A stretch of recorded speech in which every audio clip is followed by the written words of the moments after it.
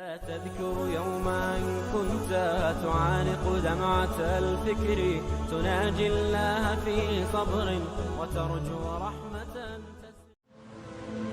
آئی گئیں، اتنی کسی کو نہیں دی گئیں۔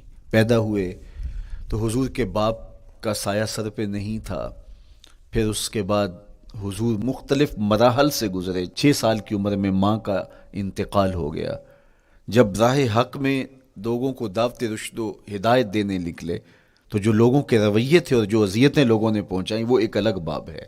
مکے کی گلیوں سے لے کے طائف کے بازاروں تک جن اذیتوں سے میرے حضور گزرے، ام المومنین سیدہ عائشہ رضی اللہ تعالیٰ عنہ فرماتی ہیں، ایک دن حضور کی بارگاہ میں حاضری تھی تو ہم نے عرض کیا، حضور کیا احد کے دن سے سخت دن بھی زندگی میں کبھی گزرا ہے؟ صحابہ کی نظر میں اس دن سے سخت دن کبھی زندگی میں نہیں آیا، اس لیے کہ جب 70 صحابہ کی لاشیں پڑی تھیں، حضور کے چچا حضرت امیر حمزہ شہید کر دیے گئے، اور نہ صرف انہیں شہید کیا گیا، ان کا مسئلہ کیا گیا، اعضائے بدنیاں کاٹ دیے گئے، ناک کاٹ لی گئی، زبان کاٹ لی گئی، بدن چیر کے کلیجہ نکالا گیا، اور پھر ان اعضاء کا ہار پرویا گیا، اور ہندا نے گلے میں ڈال کے رقص کیا، آنکھوں میں نیزے چبھوئے گئے۔ تو یہ دردناک دن تھا۔ تو حضور کے سر انور پہ سفید رنگ کی پٹی بندھی تھی اور چشمان رحمت میں آنسو تھے، اور بار بار فرماتے تھے، ما فعل امی، میرے چچا کی کہانی سناؤ۔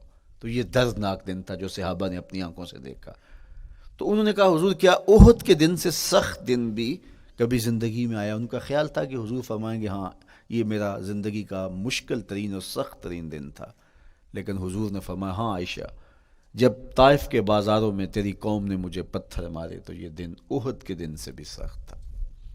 حضور ان کے 3 سرداروں کے پاس پیغام حق لے کے گئے، لیکن انہوں نے آگے سے جو رویہ اختیار کیا وہ اتنا اذیت ناک تھا۔ حضور نے فرمایا کہ ٹھیک ہے، میں تمہاری خیر خواہی کا جذبہ لے کے تمہارے تک پہنچا ہوں، تم نے میری دعوت کو قبول نہیں کیا، تمہاری مرضی، تمہارا مقسوم، چلو اب یہ بات میرے اور تمہارے درمیان رہنی چاہیے، اس بات کو راز رہنا چاہیے، اہل مکہ تک یہ بات نہ پہنچے۔ انہوں نے کہا، ہم کیوں راز رکھیں؟ بلکہ اوباشوں کے ہاتھ میں پتھر دے دیے، اور حضور جب واپس ہونے لگے تو وہ حضور کے پاؤں پہ سنگسنی کرتے۔ حضور اپنا ایک پاؤں اٹھاتے تو دوسرے پاؤں پہ مارتے، شدت درد اور احساس کرب سے حضور بیٹھ جاتے تو ان کے غنڈے دائیں بائیں سے بڑھتے اور کندھوں سے پکڑ کے حضور کو اٹھاتے اور مشق سنگزنی کرتے۔ نالین خون سے بھر گئے، لخت لخت زخمی ہوا۔ اللہ اکبر، کیا دردناک لمحے تھے، کیا تکلیف بری گھڑیاں تھی۔ تو کہا کہ جب طائف کے بازاروں میں تیری قوم نے مجھے پتھر مارے تو یہ دن احد کے دن سے بھی سخت تھا۔ اچھا، جب حضور پر اس طرح آلام و مصائب ٹوٹ پڑے تو حضور کے ساتھ جو صحابہ تھے انہوں نے کہا، حضور ان کے لیے بد دعا کر دیجئے۔